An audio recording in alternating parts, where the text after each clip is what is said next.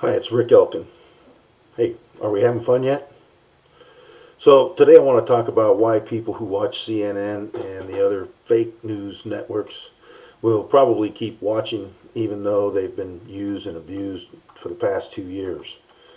They remind me of women who suffer from domestic violence, and they seem to always go back and refuse to prosecute and admit that they have a problem, and sometimes they even protect their abuser. Psychologists define this condition as a codependency. I think that same kind of psychological condition exists with the people that are watching the fake news.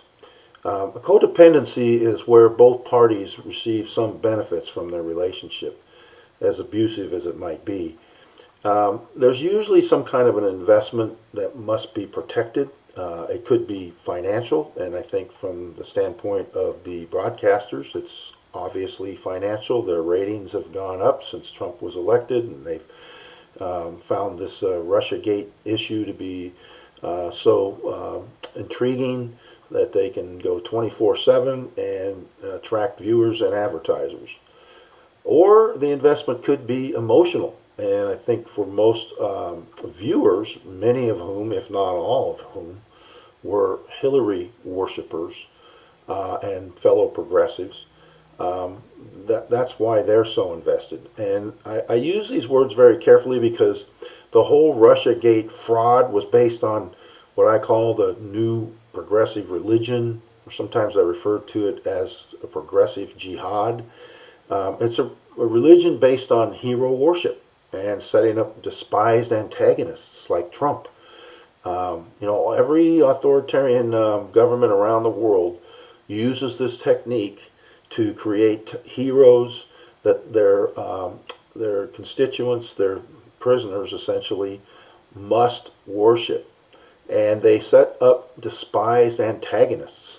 In many cases, communist China, North Korea, um, communist countries around the world use the U.S. as their antagonists. In this case, it was Donald Trump. And if you look at it dispassionately, you'll recognize that Hillary was essentially the Jim Jones of the Democratic Party's People's Temple. She was everything that the members needed. She's a female, so she would protect women's choice. She was uh, attractive to blacks based on her promise to end racism and bring the races together, resolve racial divides in our country. She would have established world peace with her experience as a Secretary of State. She knew how to talk to everybody in all the countries around the world, so elect her and we won't have any wars anymore. Um, so she would enable her temple members to save the world from evil like fossil fuels, uh, big business, um, foreign influences like Russian spies, and of course, infidels like Donald Trump. These cults require an illusion, and this is part of how they manage their people. They want their believers to believe their heroes will save them and will provide security for them. Every cult has used something or someone as their arch enemy, and that gives their hero enormous power over their flock. Progressivism requires absolutes. The flock is required to subscribe to certain narrative, to the dogma, and to reject anyone or anything that challenges the legitimacy of that doctrine. Donald Trump provided the perfect antichrist to the progressive jihad. His Christianity, his wealth, his arrogance, his whiteness, his age. Oh, and let's not forget his trophy wife. Also, his absolutism, his ultimate confidence that he knows how to win and how to restore America's greatness. Boy, that is just antithetical to the progressive doctrine. And that's because they view life in black and white terms. But also because they view life in black and white terms because they define the terms. So most progressives are, as we all know, atheists.